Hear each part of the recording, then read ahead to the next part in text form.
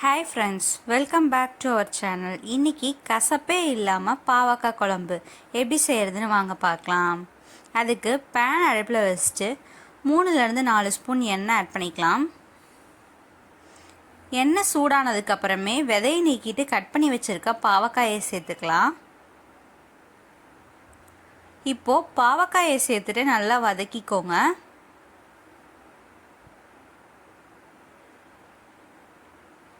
பாவக்காய் எண்ணெயிலேயே நல்லா பாதி வதங்கிடணும்.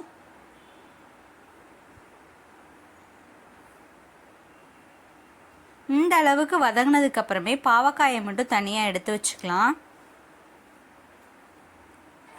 இப்போது அதே பேனில் 2 ஸ்பூன் நல்லெண்ணெய் ஆட் பண்ணிக்கலாம். இப்போது நல்லெண்ணெய் காஞ்சதுக்கு அப்புறமே 1 ஸ்பூன் கடுகு, 1/2 ஸ்பூன் வெந்தயம், 1/2 ஸ்பூன் சீரகம் சேர்த்துக்கலாம். இப்போது 10-15 பல் பூண்டு சேர்த்துக்கலாம். இப்போது இதை வதக்கிக்கோங்க. இது கூட இப்போது 10-15 வெங்காயம் சேர்த்துக்கோங்க. சேர்த்துட்டு இதையும் நல்லா வதக்கிக்கோங்க. இப்போது இது கூட 1/4 ஸ்பூன் மஞ்சத்தூள் சேர்த்துக்கோங்க. மஞ்சத்தூள் சேர்த்துட்டு நல்லா வதக்கிக்கோங்க.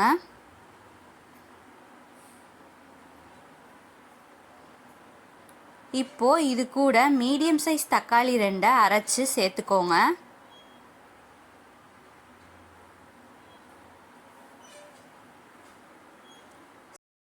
இப்போது இதை நல்லா வதக்கிக்கோங்க.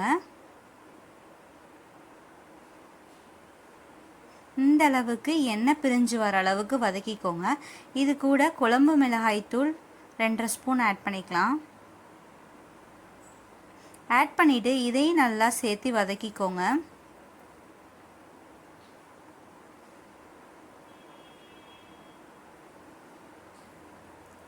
இப்போது இது கூட 1/4 மூடி தேங்காயை அரைச்சி சேர்த்துக்கோங்க.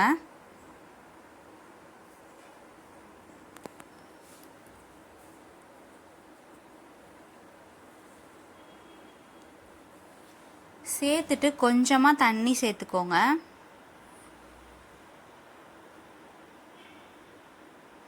இப்போ இது லேசாக ஒரு கொதி வர வரைக்கும் வெயிட் பண்ணுங்கள். இப்போ இது கூட சின்ன லெமன் சைஸ் புளியை கரைச்சி சேர்த்துக்கோங்க.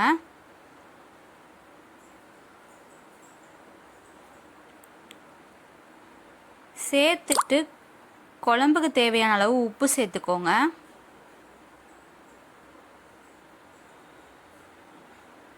இப்போது இது நல்லா ஒரு கொதி வந்துருச்சு. இது கூட இப்போது நம்ம வதக்கி வச்சுருக்க பாவக்காயை சேர்த்துக்கலாம்.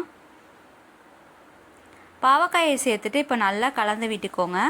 பாவக்காய் எண்ணெயில் வதக்கும் போதே பாதி வதங்கினதுனால இப்போது ஒரு 5-10 நிமிஷம் நம்மளுக்கு நல்லா கொதிச்சா போதும்.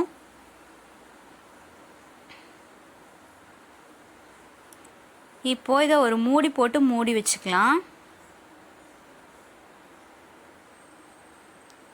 இப்போது இது 10 நிமிஷம் ஆயிடுச்சு.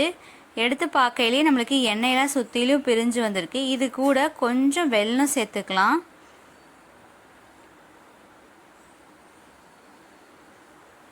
இப்போது ரொம்பவே டேஸ்டான பாவக்காய் குழம்பு ரெடி ஆயிடுச்சு.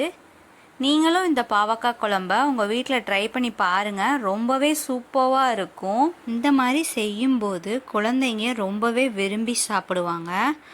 உங்களுக்கு இந்த வீடியோ பிடிச்சிருக்குன்னு நினைக்கிறேன். மறக்காமல் சப்ஸ்கிரைப் பண்ணுங்கள், கமெண்ட் பண்ணுங்கள், லைக் பண்ணுங்கள், ஷேர் பண்ணுங்கள். Bye friends.